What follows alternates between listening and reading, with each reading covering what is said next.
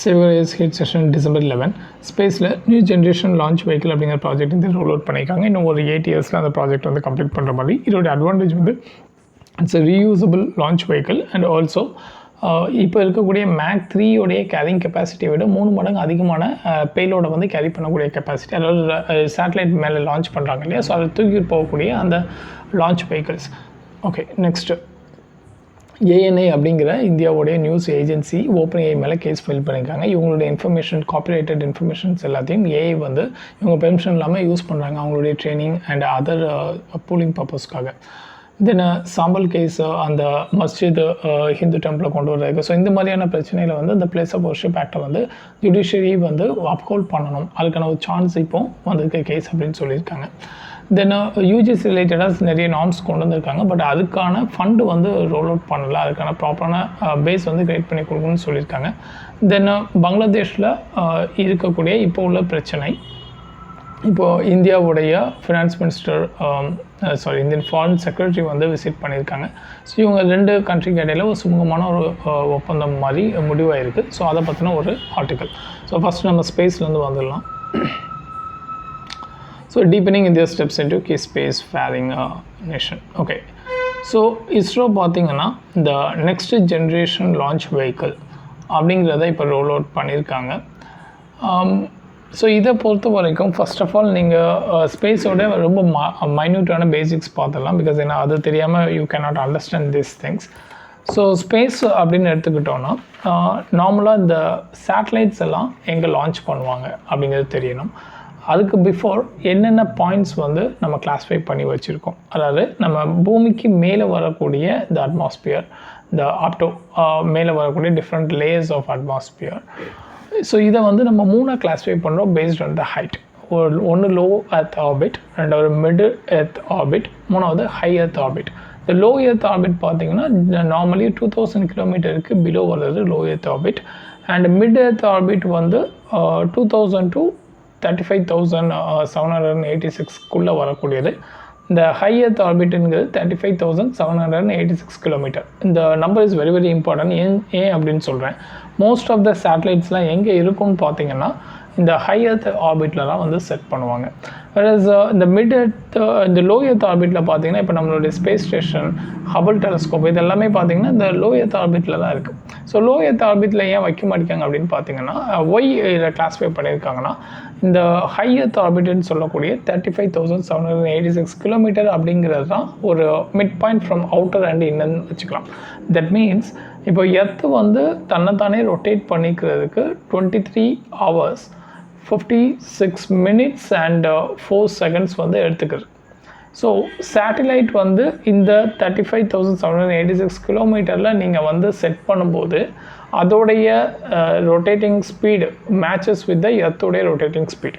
So அப்போ அது rotate பண்ணுறதும் எர்த்து ரொட்டேட் பண்ணுறதும் சிமிலராக இருக்கிறதுனால நீங்கள் ஒரு இடத்துல இருந்து அந்த சேட்டலைட்டை பார்க்கிங்கன்னா அது எப்போவுமே அங்கேயே இருக்கிற மாதிரியான ஒரு தோற்றம் வந்து கொடுக்கும். இதை தான் வந்து ஜியோ ஸ்டேஷ்னரி சேட்டலைட் அப்படின்னு சொல்கிறோம் நம்ம.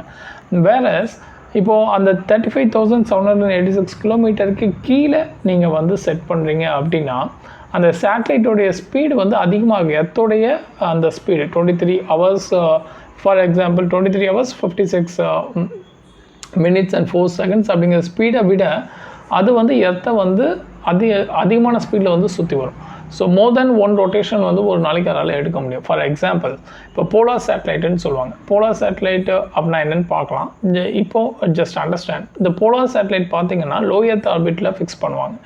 இந்த இது வந்து ஒரு நாளைக்கு அட்லீஸ்ட் ஒரு 14 to 15 times ஒரு 1 டேயில் மட்டும் சுற்றி வந்துடும். வேறு இந்த ஜியோ ஸ்டேஷ்னரி அந்த ஆர்பிட்டில் வைக்கும்போது ஒரு நாளைக்கு ஒரு வாட்டி தான் எர்த்தை வந்து சுற்றி வரும். அதாவது தட் மீன்ஸ் எர்த்தும் அது ரொட்டேட் பண்ணுறதும் ஒரே மாதிரியே தான் அப்படியே வந்து இதோடைய ஸ்பீடுக்கு மேட்ச் பண்ணி ரெண்டும் வந்து ஒரே மாதிரியே மூவ் ஆகிக்கிட்டே இருக்கும். ஸோ தட் ஸ்டேஷ்னரியாக ஒரே இடத்துல இருக்கிற மாதிரி இருக்கும். So now you understand. அப்போது அந்த 35,786 கிலோமீட்டருக்கு மேலே கொண்டு போய் வச்சிட்டிங்கன்னா என்ன ஆகும், ஸ்லோவாக வந்து சுற்றி வரும். ஃபார் எக்ஸாம்பிள் அதாவது எர்த்தை ஒரு ரெவால்யூஷன், இப்போ எர்த்தை சூரியனை சுற்றி வர்றது ஒரு ஆர்பிட் சொல்கிறோம் இல்லையா, அதே மாதிரி எர்த்தை வந்து இந்த சேட்டலைட்ஸ் வந்து சுற்றி வருது. ஸோ அப்படி சுற்றி வர அந்த ஒரு ஆர்பிட், அந்த ஒரு ரெவால்யூஷனுக்கான டைம் எவ்வளோ எடுத்துக்கும் அப்படின்னா மோர் தென் 1 day.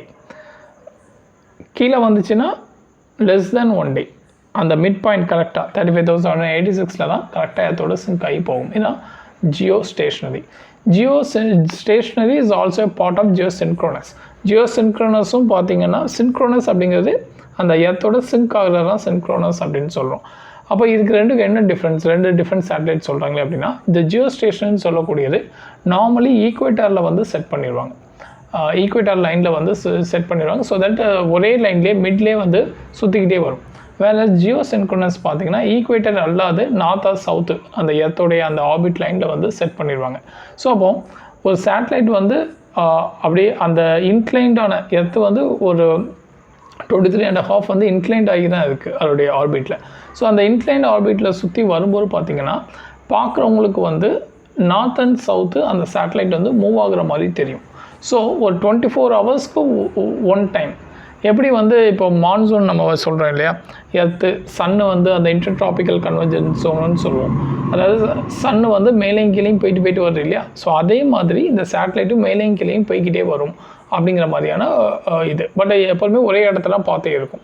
இப்போ இந்தியாவை பார்த்து ஒரு சேட்டலைட் வச்சுருக்கோம் அப்படின்னா, இந்தியாவிலேருந்து பார்த்தோம் அப்படின்னா இந்த ஜியோ ஸ்டேஷ்னரி வந்து ஒரே இடத்துல தான் எப்போதுமே இருக்கும். ஜியோ சின்க்ரோனஸ் பார்த்தீங்கன்னா நார்த் அண்ட் சவுத்து மேலேயும் கீழேயும் போயிட்டு வர மாதிரி இருக்கும்.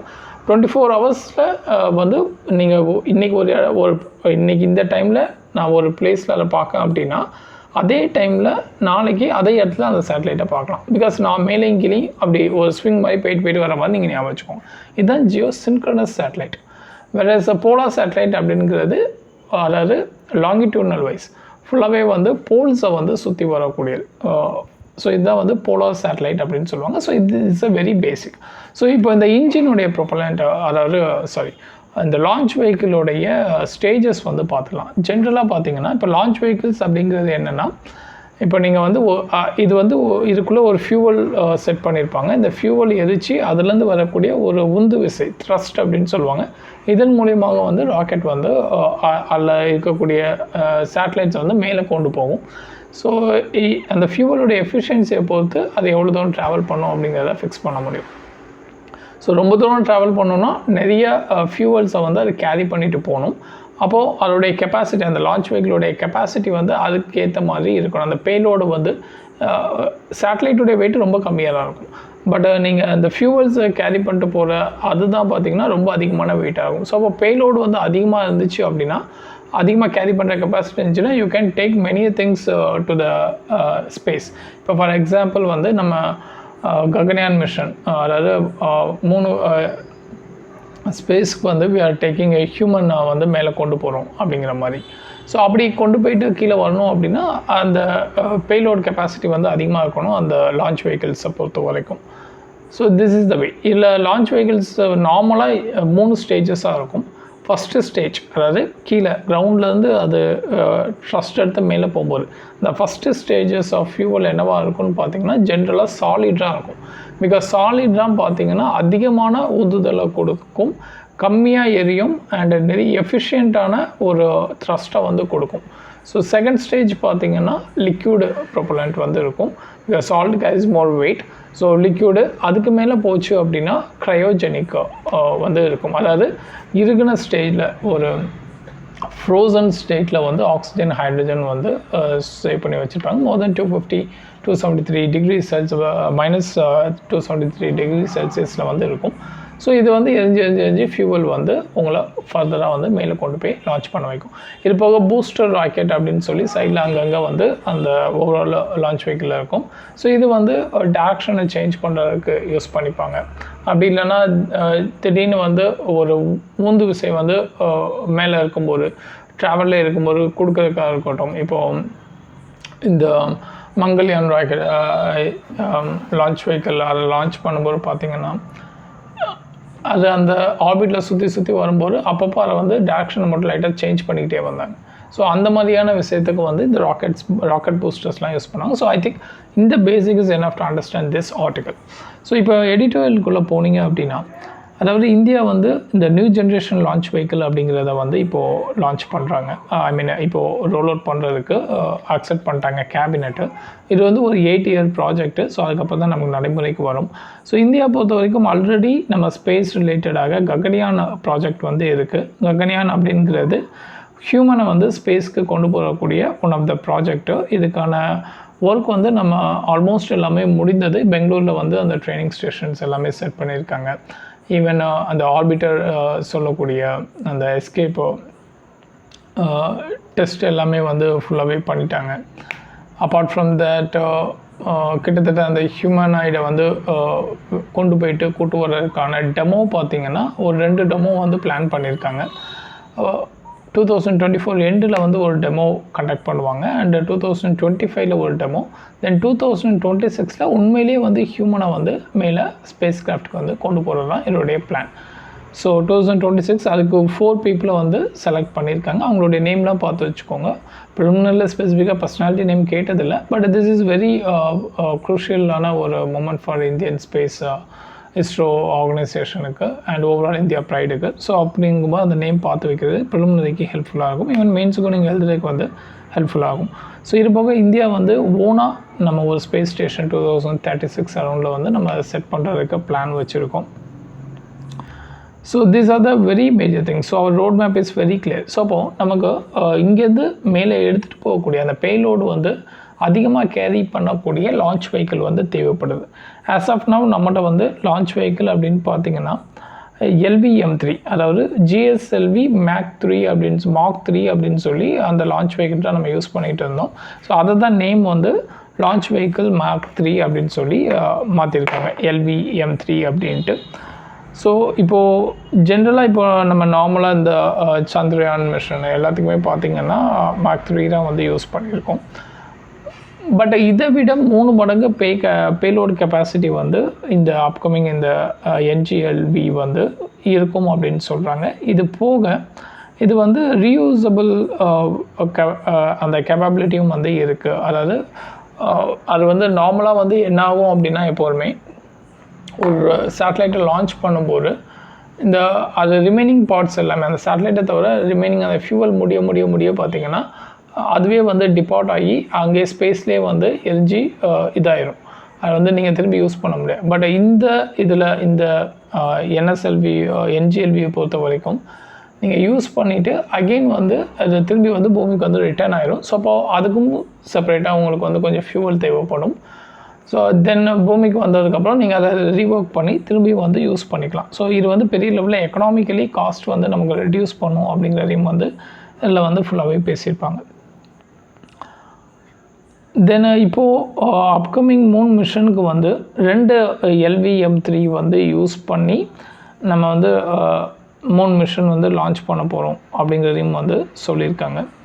இது போக there is a GSAT-N2 அப்படிங்கிற ஒரு கம்யூனிகேஷன் சேட்டலைட் வந்து இஸ்ரோ பில்ட் பண்ணியிருக்காங்க. இதை SpaceX-உடைய ஃபால்கான் ராக்கெட் மூலியமாக நம்ம வந்து லான்ச் பண்ணியிருக்கோம்.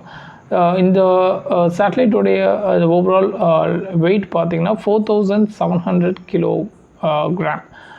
வேறஸ் நம்மகிட்ட இருக்கக்கூடிய LMV-3 Mach 3 சொன்னேன் இல்லையா. ஸோ அதோடைய கெப்பாசிட்டியே மொத்தமே 4000 kg தான் வந்து மேலே லிஃப்ட் பண்ணக்கூடியது.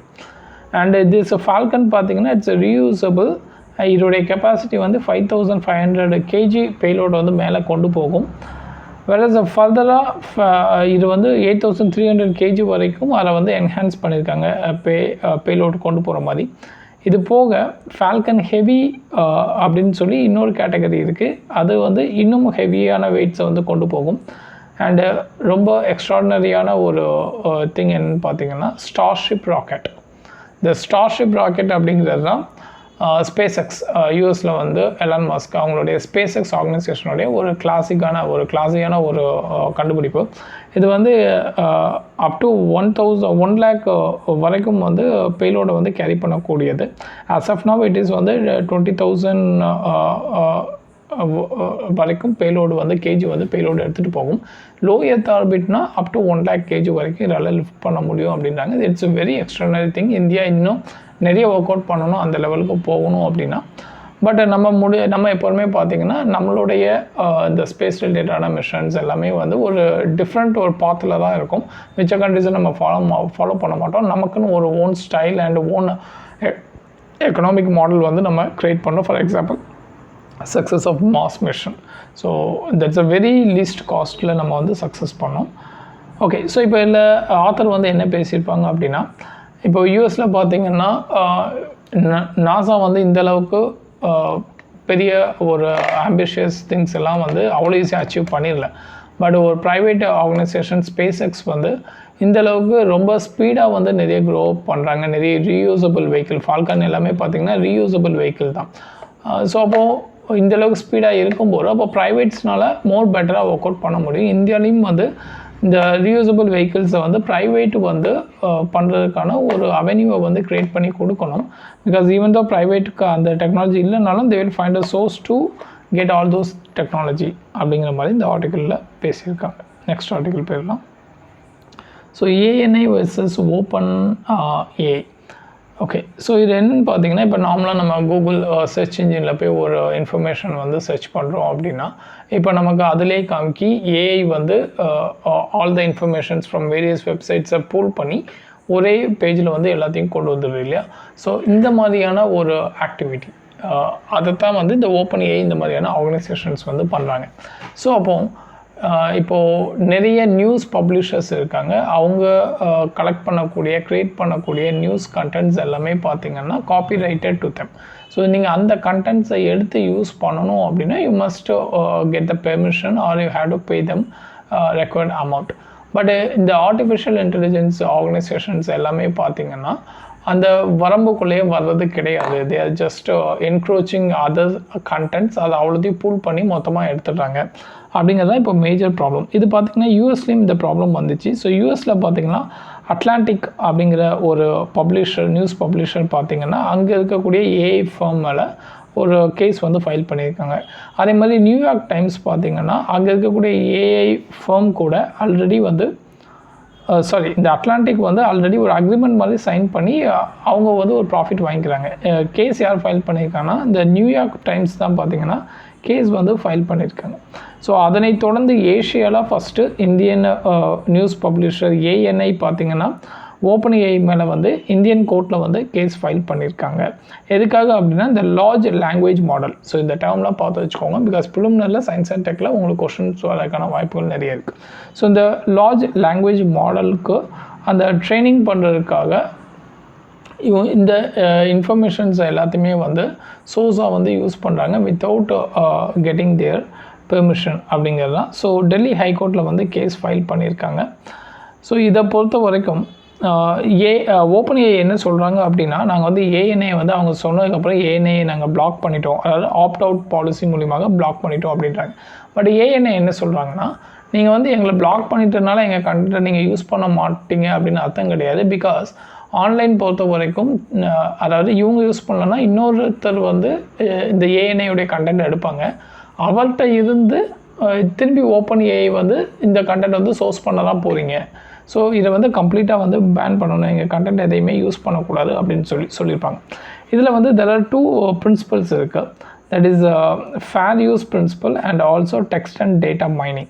ஸோ இந்தியன் காப்பிரைட் ஆக்டை பொறுத்த வரைக்கும் இந்த டெக்ஸ்ட் அண்ட் டேட்டா மைனிங்கான ஒரு கிளியர் கட்டு அதை வந்து பெரிய லெவலில் மென்ஷன் பண்ணவே இல்லை. டேட்டா மைனிங் அப்படிங்கிறது இந்த டேட்டாஸ் எல்லாம் பூல் பண்ணி யூஸ் பண்ணுறது, அதுக்கான ஒரு ப்ராப்பர் ரெகுலேஷன் வந்து இந்தியாவில் இல்லை அப்படிங்கிறது தான் இதில் வந்து நம்ம பார்க்க வேண்டியது. இன்னொன்று இந்த ஃபேர் யூஸ் அப்படிங்கிறது இப்போ காப்பிரைட் வாங்கியிருந்தாங்க அப்படின்னா அதை வந்து யூஸ் பண்ணக்கூடாதுன்னு அர்த்தம் கிடையாது.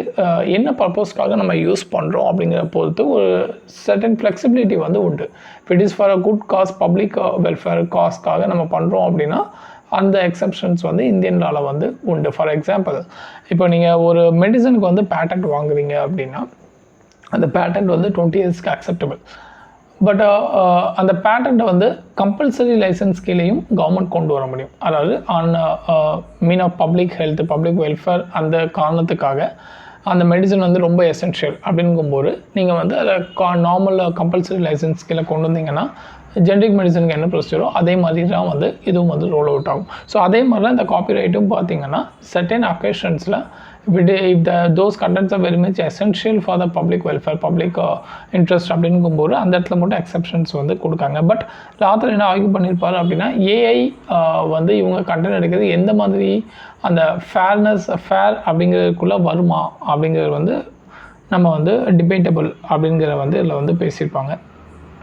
தென் இன்னொரு முக்கியமான ஒரு ஏரியா நம்ம கவனிக்க வேண்டியது, இந்த ஏஐ ஓப்பன் ஏஐ என்ன சொல்லியிருப்பாங்கன்னா, எங்கள் மேலே நீங்கள் வந்து கேஸே ஃபைல் பண்ண முடியாது. பிகாஸ் எங்களுடைய டேட்டாஸ் எல்லாமே எங்கே ஸ்டோர் பண்ணியிருக்கோம், அவுட் சைடு இந்தியாவில் தான் ஸ்டோர் பண்ணியிருக்கோம். ஸோ அதனால் அங்கே தான் எல்லா ப்ராசஸிங் டேட்டா ப்ராசஸிங் எல்லாமே அங்கே தான் நடக்குது. ஸோ அதனால் you have no jurisdiction in India.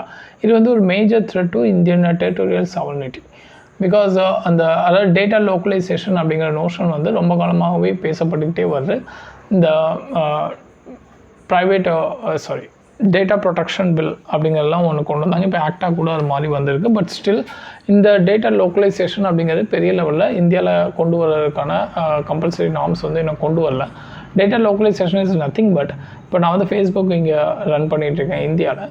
But இந்த ஃபேஸ்புக்கோடைய யூசர்ஸ் இன்ஃபர்மேஷன்ஸ் எல்லாமே வந்து க்ளவுட் கம்ப்யூட்டிங் மூலியமாக நான் அப்ராடில் இப்போ யூஎஸில் வந்து ஒரு டேட்டா ஸ்டோரேஜ் சென்டர் மாதிரி வச்சு அங்கே வந்து நான் எல்லா இன்ஃபர்மேஷன்ஸையும் வந்து சேவ் பண்ணிட்டு வரேன்.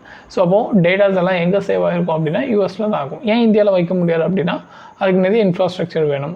எலக்ட்ரிசிட்டி அதிகமாக வந்து கன்சியூம் பண்ணும். பிகாஸ் இந்த டிவைசஸ் எல்லாமே வந்து ரொம்ப ஒரு ரெஃப்ரிஜிரேட்டட் டெம்பரேச்சரில் தான், ஃப்ரீசிங் டெம்பரேச்சரில் தான், நாட் ஃப்ரீசிங், ஒரு அக்செப்டபிள் ஒரு சில் டெம்பரேச்சரில் தான் எப்போவுமே மெயின்டைன் பண்ணிக்கிட்டே வரணும். அண்ட் ஆல்சோ அந்த இன்ஸ்ட்ருமெண்ட்ஸை வந்து யூ ஹேவ் டு ப்ராப்பராக வந்து மெயின்டைன் பண்ண வேண்டியது இருக்கும். எலக்ட்ரிசிட்டி அதிகமாக தேவைப்படும். ஸோ அதை செட்டப் பண்ணுறதுக்கே அதிகமான காஸ்ட் எடுத்துக்கும். ஸோ இந்த ரீசன்னால் இந்தியாவில் வந்து பெரிய லெவலில் இந்த டேட்டா லோக்கலைசேஷன் இல்லை. பட் ஃபினான்ஸ் ரிலேட்டடான இதில் ஆர்பிஐ வந்து 2018 or 19 அப்போவே பார்த்திங்கன்னா ஒரு கிளியர் டைரக்ஷன் கைட்லைன்ஸ் வந்து கொடுத்துட்டாங்க. ஃபினான்ஸ் ரிலேட்டடான திங்ஸு அந்த டேட்டாஸ் எல்லாமே இந்தியாவுக்குள்ளே தான் ஸ்டோர் பண்ணணும் அப்படிங்கிறது. Okay fine. ஸோ ஃபினான்ஸ் கொடுக்கும்போது இதுக்கும் கொடுக்கறதுல எந்த தப்பும் இல்லை. We will see. ஸோ இதுதான் இந்த ஓவரால் ஆர்டிக்கிளில் இருக்கக்கூடிய மேஜர் க்ராக்ஸ். நம்ம நெக்ஸ்ட்டு எடிட்டோரியல் போயிடலாம். Sambhal and the perils of judicial evasion. So சின்ன சின்ன டேர்ம் வந்து கவர்னன்ஸ் இந்த ஏரியாலெல்லாம் நீங்கள் GS2 வந்து கேட்கலாம். இந்த ஜுடிஷியல் டிஃபர்மெண்ட் அப்படிங்கிற டேர்ம் யூஸ் பண்ணியிருக்காங்க. அதாவது ஜுடிஷியல் அவங்களுடைய கோர் பர்பஸ்லேருந்து டிஃபர் ஆகி வெளியே போகிறாங்க. Judiciary always have some limitations. But அந்த லிமிட்டேஷன்ஸ்க்கும் கீழே போய் பெர்ஃபார்ம் பண்ணுறாங்க. அது வந்து அன்அக்செப்டபிள் அப்படிங்கிற மாதிரியான ஒரு விஷயத்தை வந்து இதில் பேசியிருப்பாங்க. ஸோ இதில் இந்த சம்பல் அந்த மஸ்ஜித், ஸோ உத்தரப்பிரதேஷில் நடக்கக்கூடிய இந்த இஷ்யூ இல்லை லோவர் கோர்ட்டு என்ன பண்ணியிருப்பாங்க அப்படின்னா சர்வே எடுக்க சொல்லி ஆர்டர் வந்து கொடுத்துருப்பாங்க. பட் இப்போது ஹையர் கோர்ட் வந்து அதை பிளாக் பண்ணி வந்து வச்சுருக்காங்க. இப்போதைக்கு ஹோல்டில் போட்டு வைக்க சொல்லியிருக்காங்க.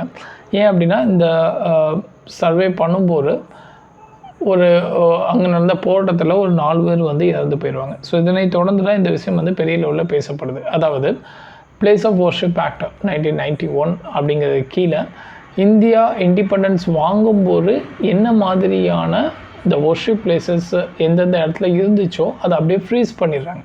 இதை வந்து நீங்கள் எக்காலத்தை கொண்டும் மாற்றக்கூடாது. அப்படி யாராவது இந்த இதை வந்து ஃபாலோ பண்ணல அப்படின்னா அவங்களுக்கு வந்து 3 years வரைக்கும் இம்ப்ரூவ்மெண்ட் கொடுக்கணும் அப்படிங்கிறது தான் இந்த சட்டம் வந்து பேசக்கூடிய விஷயங்கள். பட் இதை வந்து கோர்ட் வந்து நிறைவேற்றவில்லை அப்படிங்கிறது தான் இதில் வந்து ஆத்தர் வந்து கிளைம் பண்ணியிருப்பாரு. கோர்ட் வந்து நிறைய டைமில் இந்த டிஃபர்மெண்ட், அதாவது அவங்க வந்து ஜஸ்டிஸ் கொடுக்காம அவங்கள வந்து தன்னை அந்த பிரச்சனையிலேருந்து கோர் இஷ்யூஸ்லேருந்து விலக்கி வச்சு வேறு மாதிரியான ஒரு அப்ரோச்சை வந்து கொடுக்காங்க அப்படிங்கிறத சொல்லியிருப்பாங்க. 2-3 எக்ஸாம்பிள் வேலை கொடுத்துருக்காப்புல. இந்த சஹின் பேக் ப்ரொட்டஸ்ட் டெல்லியில் வந்து நடந்திருக்கும் அகெயின்ஸ்ட் சிட்டிசன்ஷிப் அமெண்ட்மெண்ட் ஆக்ட் ரிலேட்டடாக. ஸோ அப்போ வந்து கோர்ட் என்ன பண்ணாங்க அப்படின்னா அந்த கோர் இஷ்யூ அந்த அமெண்ட்மெண்ட் ஆக்டை பற்றின ஒரு தெளிவான ஜட்ஜ்மெண்ட் கொடுக்காம ஒரு சுமூகமான ஒரு பேச்சுவார்த்தை தான் வந்து முன்னெடுத்தாங்க செட்டில்மெண்ட் கொண்டு வர்றதுக்காக. அதே மாதிரி இந்த Rakesh Vaishnav versus union of India case 2020 related to formulas, அப்பவும் சேம் கைண்ட் ஆஃப் ஒரு மியூச்சுவல் மீட்டிங் மாதிரி அரேஞ்ச் பண்ணி அதுக்குள்ளே ஒரு பேச்சுவார்த்தை தீர்மானம் எடுக்கிற மாதிரிலாம் கொண்டு வந்தாங்களே தவிர ஃபார்முலாவை பற்றி எந்த விதமான ஒரு இதுவும் கொடுக்கல. ஃபார்முலா வந்து பீப்புள் ப்ரொட்டஸ்ட்னால தான் கவர்மெண்ட் வந்து ரிமூவ் பண்ணதாக ஆத்தர் வந்து இதில் சொல்லியிருக்காங்க. ஓகே, ஸோ இப்போ இந்த சம்பல் மஸ்ஜித் கேஸ்லேயும் இதே மாதிரியான ஒரு ரிலக்டன்ஸை தான் வந்து ஜுடிஷியரி வந்து ஃபாலோ பண்ணிக்கிட்டு வர்றாங்க. அண்டு அயோத்தியா கேஸ் பார்த்திங்கன்னா அயோத்தியா பாபர் மஸ்ஜித் அயோத்தியா இந்த ஜட்ஜ்மெண்ட்டை பொறுத்த வரைக்கும் இது வந்து ஒரு எக்ஸப்ஷனாக தான் வந்து நம்ம கன்சிடர் பண்ணணும். கோர்ட் வந்து அந்த இதை கொடுக்கும்போதே ஆல்ரெடி வந்து there is a obligation for secular state வந்து மெயின்டைன் பண்ண வேண்டியது இட் இஸ் நெசசரி. இது வந்து ஒரு எல்லா மதத்துக்கும் இடையில் ஒரு ஈக்குவாலிட்டியை வந்து ப்ரிவைல் பண்ணணும் அப்படிங்கிறத வந்து ஸ்ட்ராங்காக வந்து பேசியிருக்காங்க. ஸோ ஆத்தர் என்ன ஃபைனலாக சொல்லி முடிச்சிருப்பாங்க அப்படின்னா இந்த கேஸ் பர்டிகுலர் சம்பல் கேஸ் வந்து ஒரு better opportunity for court to revisit அவங்க மிஸ் பண்ண ஏரியாஸை இப்போ கரெக்ட் பண்ணுறதுக்கான ஒரு நல்ல ஆப்பர்ச்சுனிட்டி. பிகாஸ் கியான்வாபி கேஸ் வந்து 2023 ஒரு கமிட்டி செட்டப் பண்ணி ஆய்வு பண்ண சொல்லி கோர்ட் வந்து தீர்ப்பு கொடுத்தாலும் it's not a good judgment. Because encourage பண்ண இந்தியாவில் செக்குலரிசம் அப்படிங்கிறது த்ரெட் ஆகும். பிகாஸ் எல்லா டெம்பிளும் வந்து மாஸ்க்கு கீழே இருக்குது அப்படின்னு சொல்லி நிறைய கேஸ் ஆல்ரெடி ஃபைல் ஆகிருக்கு. ஸோ எல்லாத்தையுமே நீங்கள் கொடுத்தீங்கன்னா மைனாரிட்டி இன்செக்யூரிட்டி ஒரு கம்யூனல் கிளாஷஸ் வரதுக்கான பாசிபிலிட்டிஸ் அதிகமாக இருக்கும் அப்படிங்கிறத அதில் வந்து பேசியிருப்பாங்க. Then end with means so UGC university grant commission so இது ரிலேட்டடாக வந்து ஒரு ரெகுலேஷன் வந்து பாஸ் பண்ணியிருக்காங்க. That is minimum stand of instructions for the grant of undergraduate degree and postgraduate degree. So இதை பொறுத்த வரைக்கும் சர்டன் சேஞ்சஸ் என்னெல்லாம் கொண்டு வந்து வர்றதுக்கு அதில் ப்ரப்போஸ் பண்ணியிருக்காங்க அப்படின்னா எஜுகேஷன் இஸ் அ கன்கரண்ட் லிஸ்ட்டாக ஞாபகம் வச்சுக்கணும். ஸோ ஸ்டேட்டும் வந்து லா மேக் பண்ணலாம், பட் சென்டர் இதை தான் பண்ணுங்கன்னு சொல்லும்போது கண்டிப்பாக ஸ்டேட் வந்து பண்ணி தான் ஆகணும். As like the case with the NEET exam. So இதில் என்னென்ன ப்ரொவிஷன் கொடுத்துருக்காங்கன்னா பைஆனுவல், அதாவது 2 அட்மிஷன் வந்து கண்டக்ட் பண்ணலாம் UG as well as PG கோர்சஸ்க்கு. அண்ட் அதாவது நீங்கள் 1 இயர் ஒரே ஒரு அட்மிஷன் கண்டக்ட் பண்ணும்போது நிறைய பேர் அந்த இன்பிட்வீன் கேப் வந்து வேஸ்ட் பண்ணுறாங்க. ஸோ பைஆனுவல் அட்மிஷன் வந்து கண்டக்ட் பண்ணலாம். இதே மாதிரி ஸ்டூடெண்ட்ஸ் வந்து எந்த ஸ்ட்ரீம்லேருந்து வேணாலும் எனி டிசிப்ளின், இப்போ நான் வந்து சயின்ஸ் குரூப் முடித்தவங்க தான், அதாவது 12th 11th 12th வந்து சயின்ஸ் குரூப் முடிச்சிருந்தால் மட்டும்தான் I can go to the science related science degrees in PG or யூஜியில் வந்து போயிட்டு பிஜி வந்து அதே லைனில் பிளேனாக போக முடியும். பட் இப்போ என்ன சொல்கிறாங்க அப்படின்னா நீங்கள் எந்த குரூப் எடுத்தாலும் பிரச்சனை இல்லை, நீங்கள் வந்து எனி டிசிப்ளின் வந்து பர்சியூ பண்ணலாம் யூஜி ஆர் பிஜி. அதுக்கு வந்து ஒரு நேஷ்னல் குவாலிஃபைங் எக்ஸாம் மாதிரி ஒன்று கண்டக்ட் பண்ணுவோம். அதில் நீங்கள் கிளியர் பண்ணிட்டாலே you can go for anything அப்படிங்கிற மாதிரி சொல்லியிருக்காங்க. Then apart from that multiple degree சைமல்டேனியஸாக இப்போவே பார்த்தீங்கன்னா 2 டிகிரி வந்து அலோவ் பண்ணுறாங்க. சைமல்டேனியஸாக நீங்கள் வந்து படிக்கலாம் அப்படிங்கிறது தான். ஸோ ஹையர் எஜுகேஷன் இன்ஸ்டியூஷனுக்கு வந்து சர்டன் அட்டானமி வந்து கொடுக்கணும். அவங்களுடைய அட்டண்டன்ஸு எவ்வளோ நாள் வரணும் வரக்கூடாது அப்படிங்கிறலாம் அவங்களே ஃபிக்ஸ் பண்ணிக்கலாம் அப்படிங்கிற மாதிரி சொல்லியிருக்காங்க. அண்ட் இந்த கைட்லைன் அப்படிங்கிறது நேஷ்னல் எஜுகேஷன் பாலிசி 2020 அதோட வந்து அந்த லைனப்பில் இருக்குது. And also this a national credit framework, அதாவது நீங்கள் வந்து ஓவரால் கிரெடிட் சிஸ்டம் மாதிரி ஒரு ப்ராசஸை இன்ட்ரடியூஸ் பண்ண போகிறாங்க. லைக் நீங்கள் வந்து அடிஷ்னல் கோர்சஸ் நிறைய நீங்கள் பண்ணால் உங்களுக்கு வந்து அந்த கிரெடிட் எல்லாமே மெயின் ஸ்கோர்ஸில் வந்து ஆட் ஆகிக்கிட்டே வரும். ஸோ ஃபைனல் நீங்கள் டிகிரி முடியும் போது அந்த கிரெடிட் ரெக்குமெண்ட்ஸை வந்து நீங்கள் கம்ப்ளீட்டாக ஃபுல்ஃபில் பண்ணிட்டீங்கன்னா you will get the degree. So அந்த இதோடையும் வந்து இது மேட்ச் ஆகுது அப்படிங்கிற மாதிரி சொல்லியிருப்பாங்க.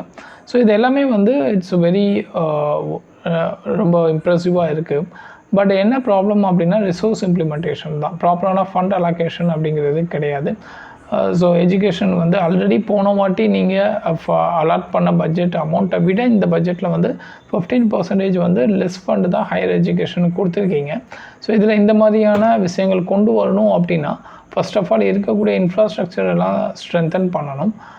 அண்ட் டீச்சர்ஸோடைய எஃபிஷியன்சியை வந்து கூட்டணும்.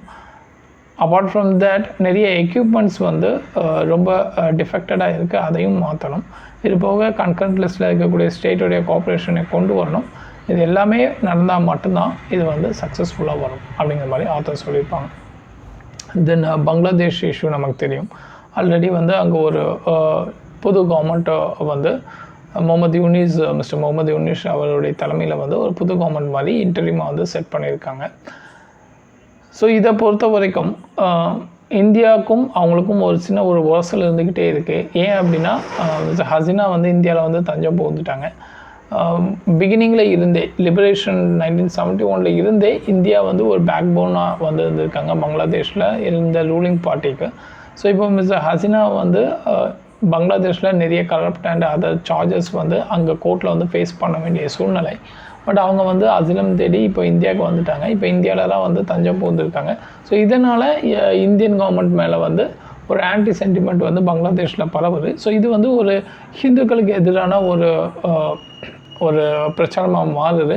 ஸோ அங்கே மைனாரிட்டியாக இருக்கக்கூடிய ஹிந்துஸ் வந்து பெரிய லெவலில் வந்து ஒரு ப்ராப்ளம்குள்ளே போகிறாங்க. ஸோ ஒரு ஹிந்து மாங்க் அவர் மேலே வந்து அரசாங்கத்தை அவமதித்த வழக்கில் வந்து கைது பண்ணுறாங்க. ஸோ அது வந்து ஒரு பெரிய லெவலில் சென்சிட்டைஸ்டாக மாறினுச்சு. இதனை தொடர்ந்து பார்த்திங்கன்னா ட்ரிபுராவில் வந்து சில அட்டாக் வந்து நடந்துச்சு against Muslim people there. And இதை தொடர்ந்து அங்கே டாக்காவில் வந்து இந்தியன் டிப்ளமேட்டிக் ஏஜென்சிஸ் இருக்கக்கூடிய இல்லை அதர் கல்ச்சர் சென்டர்ஸ் மிஷன்ஸ் இருக்கக்கூடிய இடங்களில் எல்லாத்துலேயுமே பார்த்திங்கன்னா அங்கே உள்ள பீப்புள் வந்து முற்றுகையிட ஆரம்பித்தாங்க. ஸோ இதனை தொடர்ந்து நம்ம ஃபாரின் செக்ரட்டரி விக்ரம் மிஸ்ட்ரிஸ் அப்படிங்கிறவர் he went to Bangladesh. So அங்கே நடைபெற்ற மீட்டிங்கை பொறுத்த வரைக்கும் 2 சைடும் சுமூகமாக ஒரு பெட்டர் அண்டர்ஸ்டாண்டிங்குள்ளே வந்திருக்காங்க. ஸோ அந்த கவர்மெண்ட் வந்து ரெக்வஸ்ட் வச்சுருக்காங்க, மிஸ்டர் ஹசீனா வந்து நீங்கள் வந்து இங்கே அடைக்கலம் கொடுத்துருக்கிறத வந்து ரீகன்சிடர் பண்ணுங்கள். அண்டு மோரோவர் நாங்களும் வந்து இங்கே உள்ள நிறைய விஷயத்தை வந்து சரி பண்ணுறோம் அப்படிங்கிற மாதிரியான சில வாக்குறுதிகள் வந்து கொடுத்துருக்கிறதாக சொல்லியிருக்காங்க. ஓகே, ஸோ நெக்ஸ்ட்டு போயிடலாம். Okay, I think today article அவ்வளோதான். தேங்க்யூ.